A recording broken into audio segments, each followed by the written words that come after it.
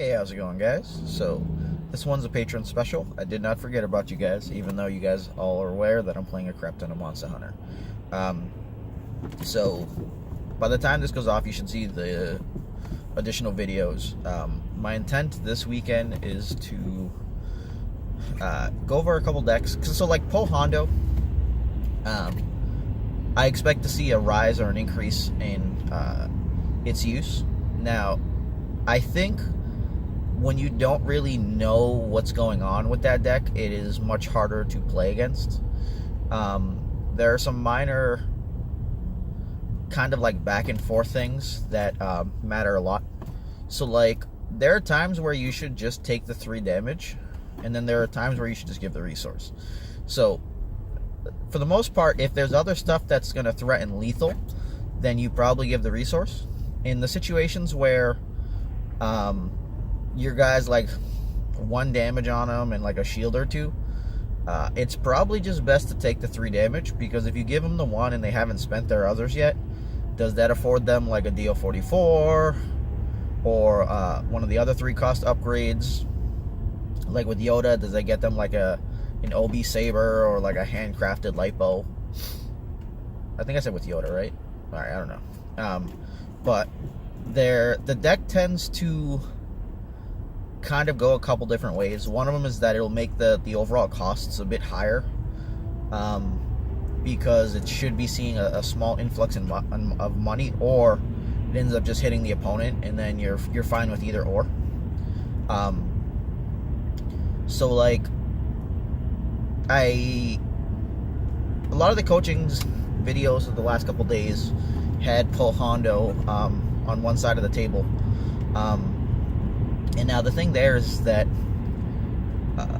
like, it was very, very good at beating up slow decks, because you never got to take the battlefield from them. So they always had the threat. They had the threat of defensive positions.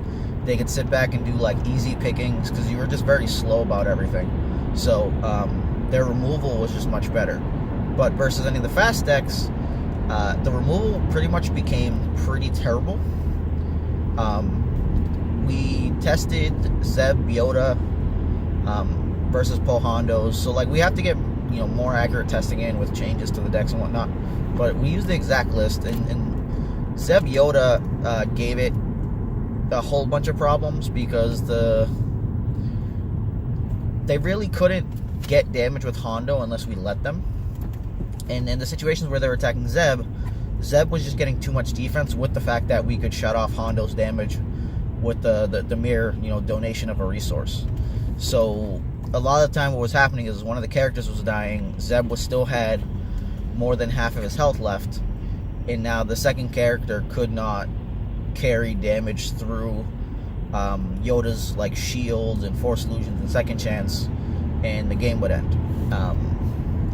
So the other game we did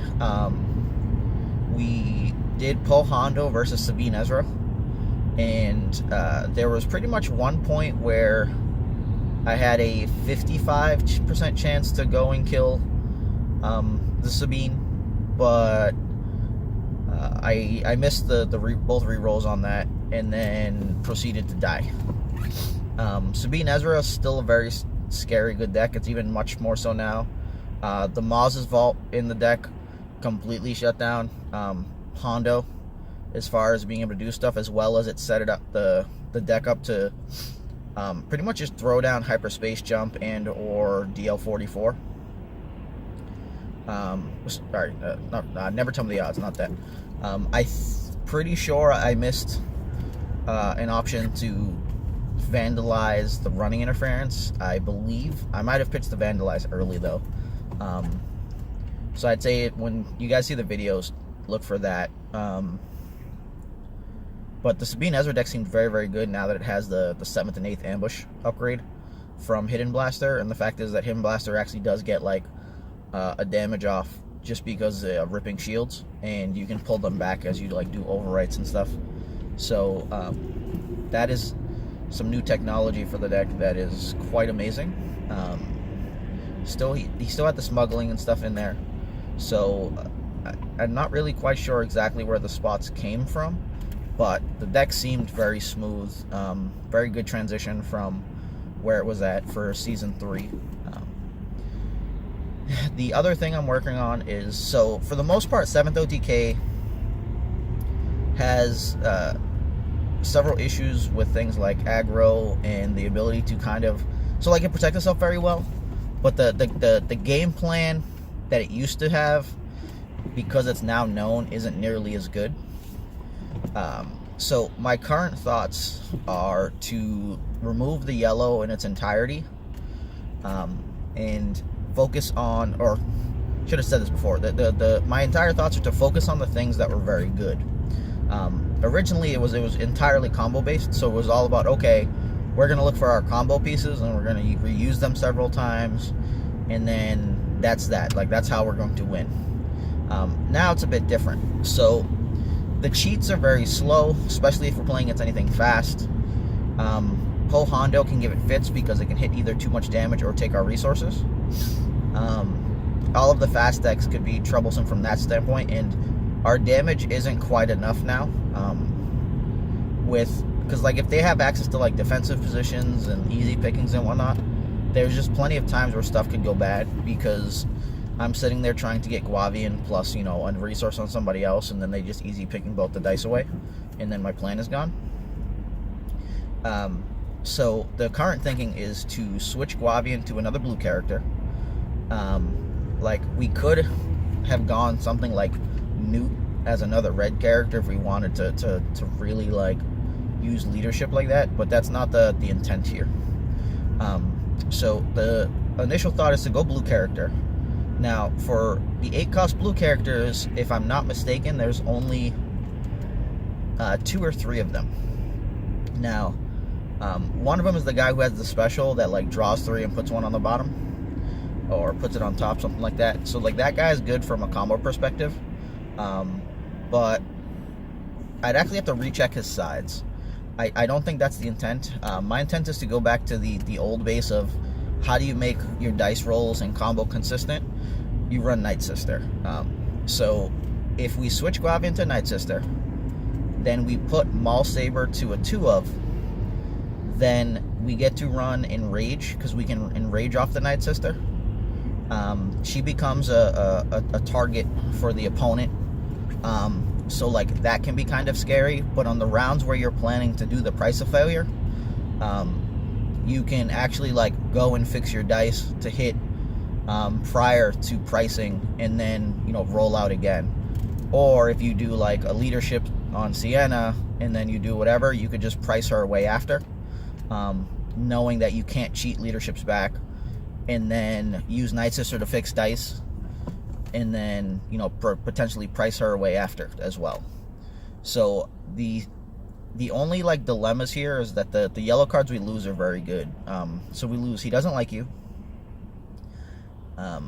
Dangerous Maneuver, Friends in High Places, and Cheat. So as of current, I had 2 Dangerous Maneuvers in the deck to keep my guy to stay alive. It may be something that's not needed as far as like trying to just make it more consistent. So by doing that, my thinking is that we'll be able to like fix our dice a bit better, but we'll have 2 health less total, and if they go and they target her, our price of failures are much worse. But the intent here is to not be kind of all in there. So like if we can hit like an Enrage or a resource off of Sienna or Night Sister, we could end up sticking a round 1 Maul Saber, because we're going to have the 2 Maul Sabers with 2 pulls. And a round 1 Maul Saber is plenty scary, since they would have to have adequate die removal, especially since like round 1, a lot of people will just cast, you know, whatever upgrade and not really worry about die removal till later. So this is all theoretical. I haven't got to sit down and actually play with it, or actually put the 30 cards together and see what other cards I want. But the thinking is that with those, I'd be able to afford stuff better, and then when I do things like Boundless, or I want a leadership, like I'd have those Enrages for Night Sister, the aftermaths, I could then kill my own Night Sister to get a resource, as opposed to only have access to Price of Failure if I needed it. But Price of Failure will weaken quite a bit more when we don't have access to cheats, because the question is, like, do we hold it? Do we not hold it? Do we do it early? Yada yada. But what this sets us up for is just a smoother flow of round one usability. So, because before it was all about, like, all right, we'll do stuff, then, you know, try to get to the resource or whatever. So, like, it was all about the Guavian resource and the Guavian 2. The Night Sister has the disrupt and discard side. She still has the 1-2, and she has a base resource side. So we're not really losing much. Like, we still get the 2 in the resource. We do lose the additional side, but disrupt and discard can go a long way. So, like, that's my current thinking on the deck. And if people decide to go after Night Sister, in theory that gives us more time with the potential Maul Saber to try to smash them to pieces, because, like, anytime you resolve Maul Saber with any of the dice, it's huge. It becomes a bit weird because, like, the dilemma with Maul Saber is that you really need several melee dice to combine it with. So, like, I guess with the 2 Seven Sister dice and the droid die, we have like 63% to show one damage side. But if, let's say we get rid of, let's say we resolved and then we pull the Maul's dice back out, if we count the Maul's base 2, then we only have 33 plus 11, 44.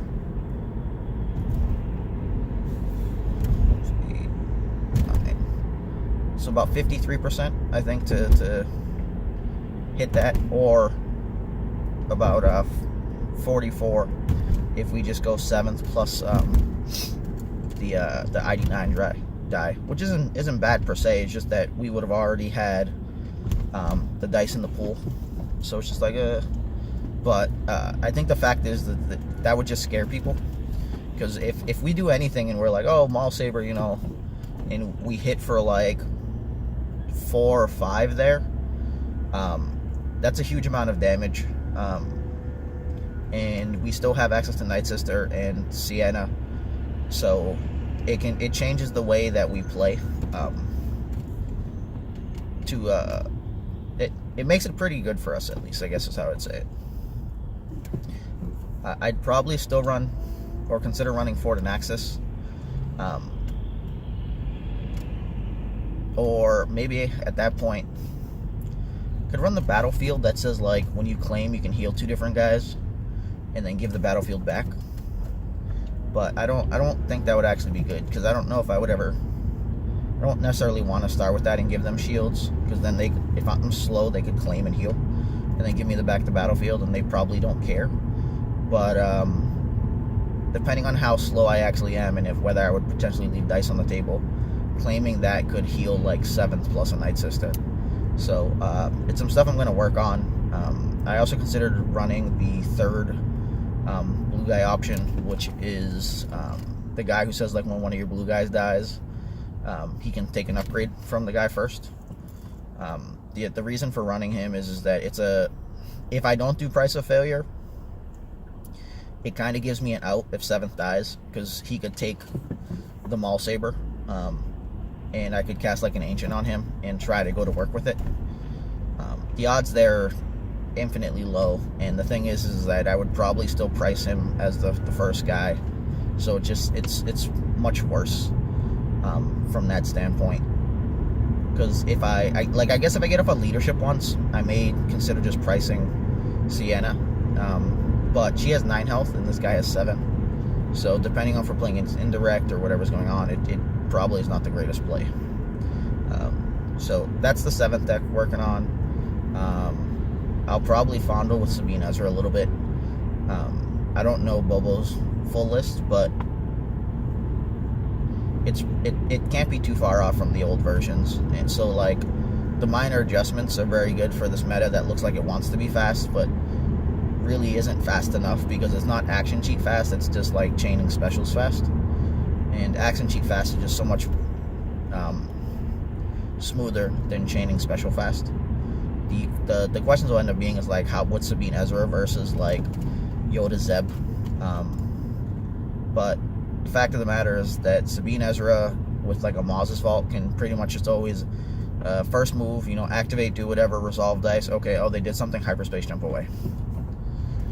And there's not much of a choice in the matter that the opponent gets, because that right there is actually pretty disgusting. Like, it's so disgusting that I would even consider seeing if I wanted to run like fair trade or something, because you could like rip your resources out, roll out, let's say Sabine's plus one upgrade would be about 40% to hit resources. If Ezra had rolled out and already saw a resource, then you'd be in a good place. But like realistically, that doesn't do a whole lot for you. That's just nets you plus one resource. So even just running it is probably just not worth it. But it's a very cool trick when you've activated resolved stuff, then hyperspace jumped away, because then they would have had 2 or 3 resources, and then they go into the next round with another 2 or 3. So then like a fair trade from there is Hanrei-esque, and it's completely and utterly brutal. But the questionable downfalls of both of those 2 decks that I'm talking about is that Sabine Ezra still has the issue of Kylo 2. So when Rivals becomes legal and there's more Kylo 2 Anakin, as well as the fact that Kylo 2 Towson right now seeing play, that's relatively larger chunks of damage, or free chunks of damage that you don't want to get hit with. So like that could be pretty bad there. But the fact is that it crushes Hondo, and Hondo probably crushes Kylo, so it's just like see where the kind of circle jerk comes from. Zeb Yoda has been very smooth. The things I'm questioning now ends up being like, alright, do I want DL44 over X8? Do I want like Hidden Blaster instead? Because I don't really pay the 1 for the X8 very often. Threatening the 3 is very nice, but resolving 3 is very hard, because I don't want to actually pay the resource most of the time. So we'll see where that goes. Doing the 1 damage via popping a shield, vastly relevant, and it still has ambush. And then DL44, if we compare it to X8, so DL44 has a 3 for free, a 3 for 1, and then a +2. X8 is a 1, a 3 for 1, and then a +2. So for the additional resource, we're getting a piece of die removal, the higher base side, because we'll have double 3s, and then the resource side stayed, and then we switched the disrupt into a blank, and we lost the ability to flip that die. But I think because the amount of focus we gain via Yoda specials and focus, we don't really need the X8 to pay and flip, especially since we don't have the money. So the initial upfront cost on DL44 may just be a better option, but it weakens our round 1 options, because we'll have lost a couple 2 drops from there. But like maybe we adjust, because like I haven't found handcrafted lipo to be amazing.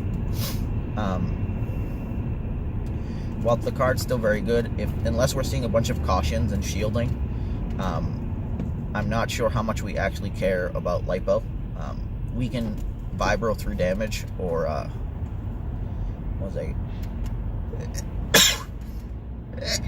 or just bust through in general.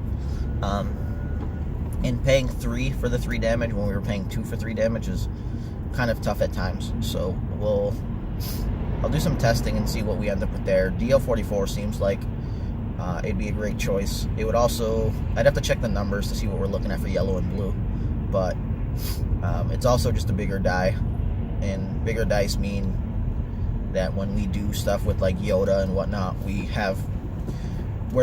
need to re-roll that a bit less, which could be great there. I could also just end up cutting, so like I'm thinking to cut a jetpack for a Hidden Blaster, cut an X8 for a DL44 maybe, and then cut 1 lipo for the other DL44, because DL44, like, we also want to maintain the speed that we have.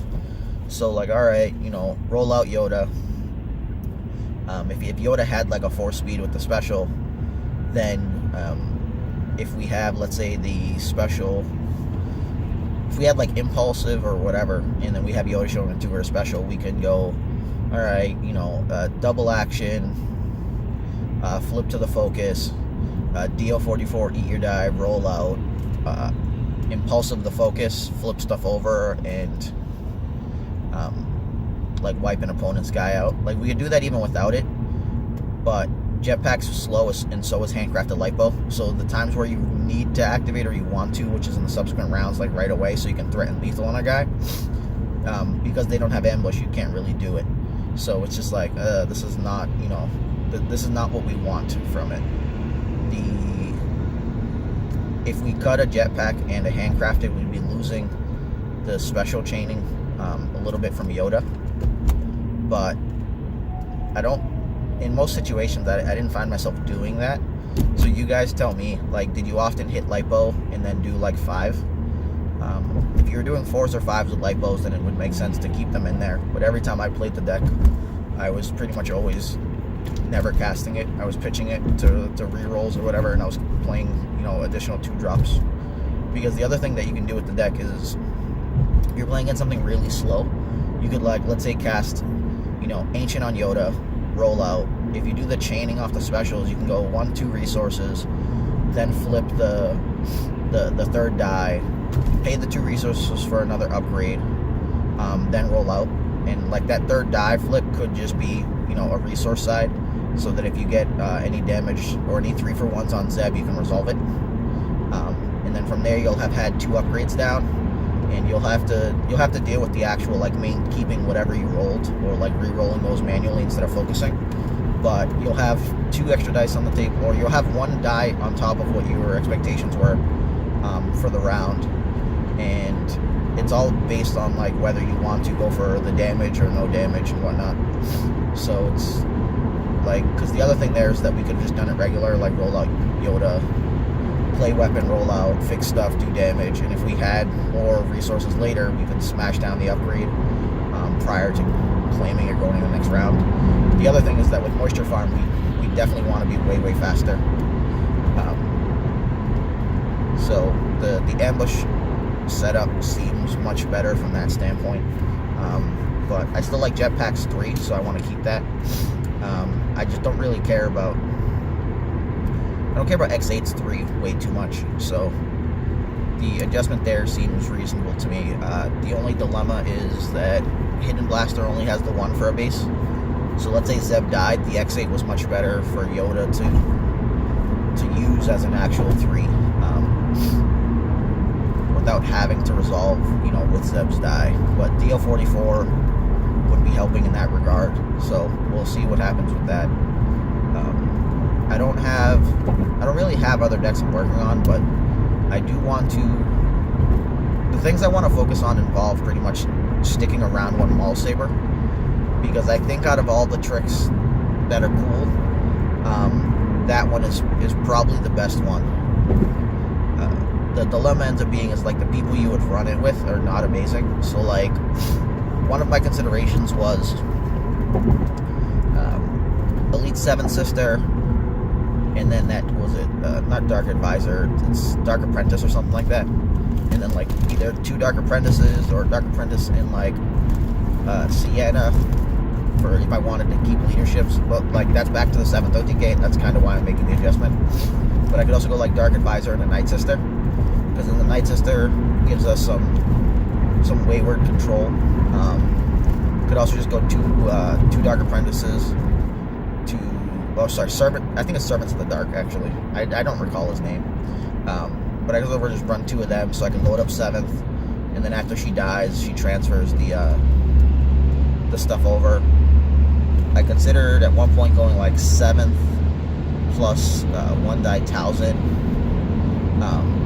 and one of the other guys considered 7th plus Towson plus the plot resource, or the resource plot, so I could just stick around one Maul Saber.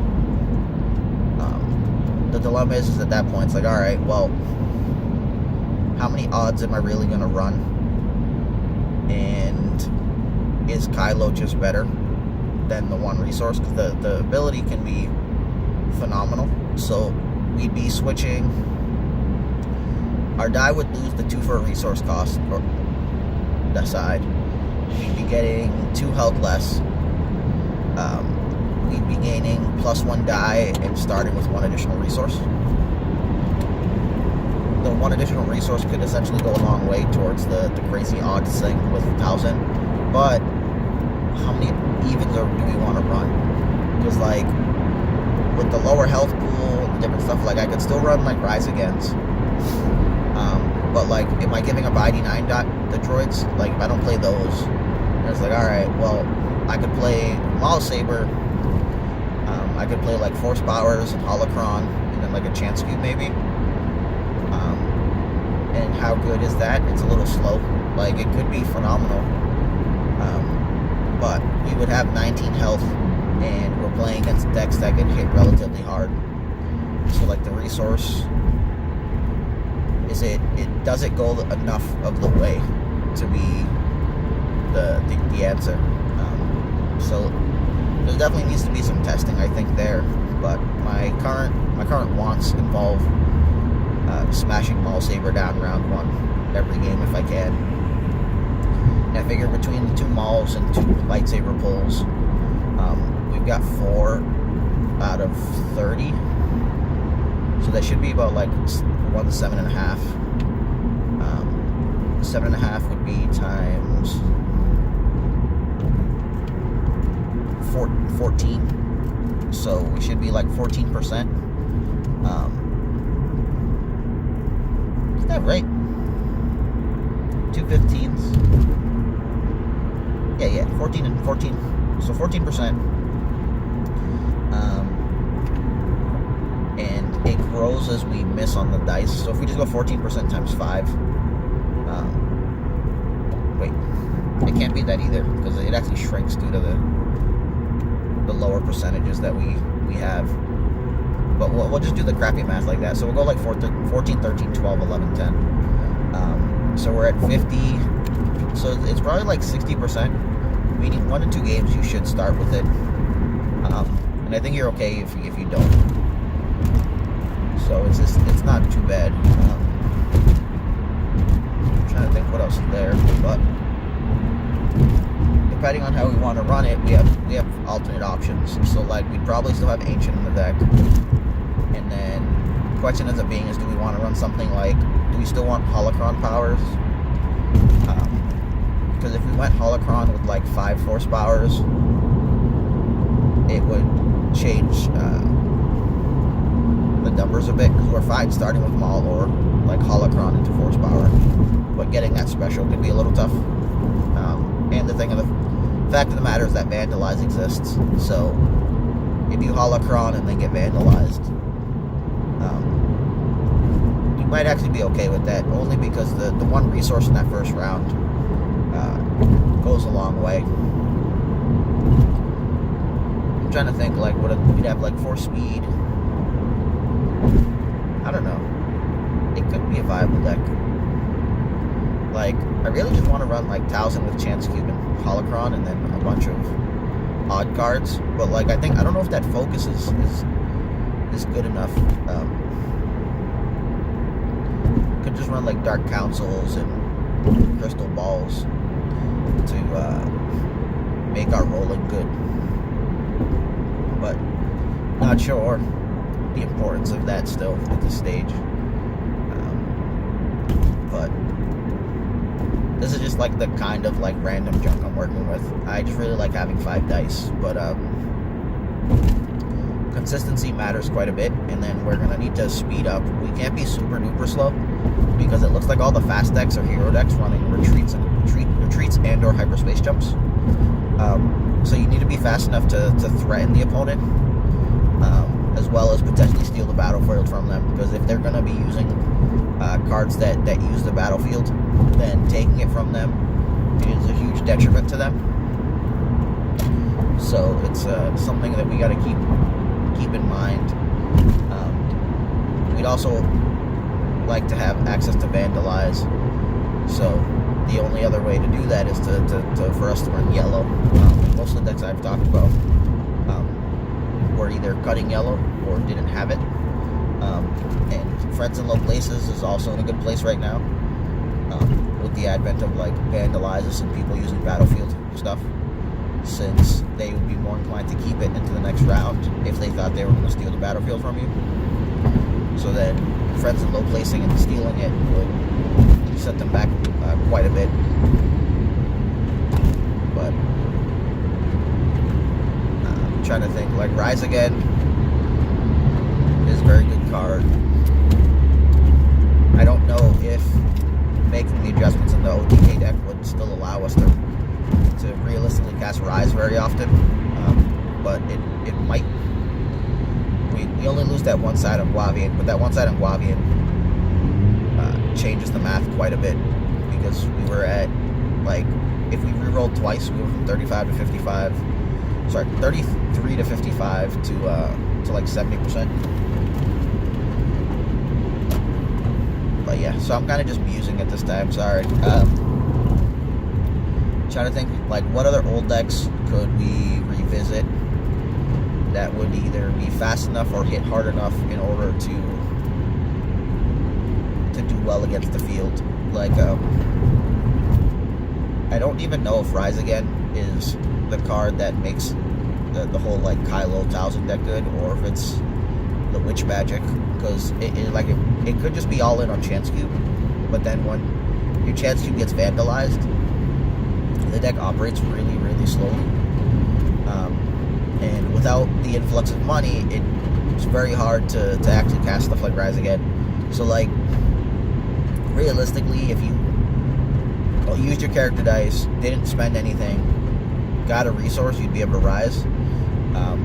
But how often can you just take full damage from the opponent and them not have access to a single disrupt, and operate like that? It's not very often. Like, the slow, crappy blue hero decks don't have access to, like, disrupt, so you're fine there. But I think pretty much all the fast decks have some form of disrupt or, like, spiked damage that could kind of kill through that, because you could Witch Magic, but you really want to keep all of that. But alright, so I gotta end the video here, and I'll keep you guys posted on what's coming up. Deuces.